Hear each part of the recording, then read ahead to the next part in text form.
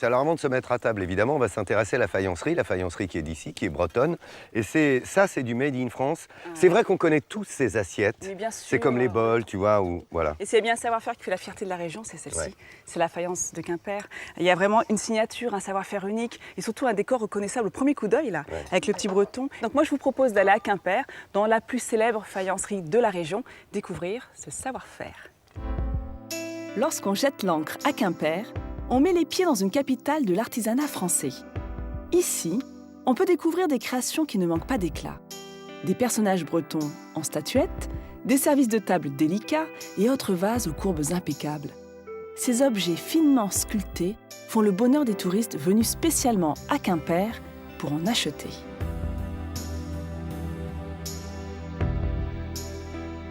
Lydia, Vanessa, Paul... Les stars des présentoirs, les voilà. Ces bols à oreilles sont tellement célèbres qu'on connaît leur existence partout dans le monde, et même outre-Atlantique. Ce Québécois est sous le charme de toutes ces merveilles traditionnelles. C'est de la très belle qualité. J'aimerais avoir le talent pour créer quelque chose d'aussi joli, là. Franchement. Là.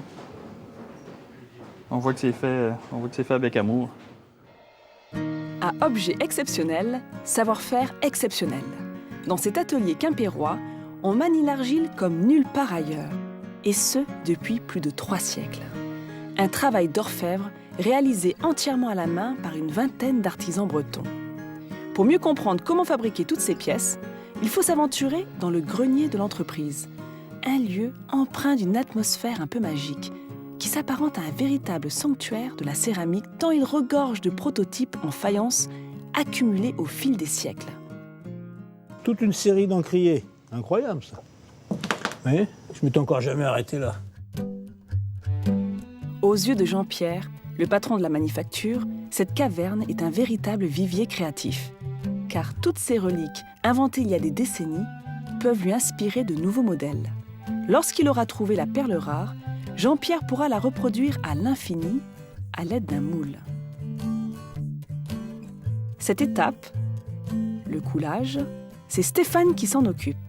Il faut y aller très doucement quand on coule, parce que si on y va trop vite, il y a des bulles d'air qui vont se former à l'intérieur de la pièce, et ces bulles d'air, ça fera des trous au démoulage, et même après cuisson, on risque de retrouver encore des trous. Après 2 heures de séchage, il est temps pour Stéphane de sortir la pièce de son sarcophage. Hop, voilà. En regardant attentivement la statuette, on peut observer des coutures, autrement dit, des surplus d'argile formés à la jointure des 2 parties de moule. Pour faire disparaître ces défauts, on peut compter sur Odile. Cette experte de la faïence entreprend l'ébarbage de la pièce, c'est-à-dire les finitions qui viendront parfaire la forme de la statuette. Tout ça, c'est à gratter, à lisser, à poncer.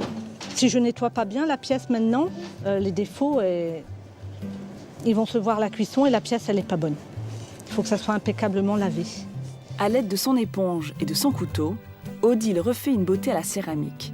Un travail de fourmi nécessitant autant d'adresse que de patience.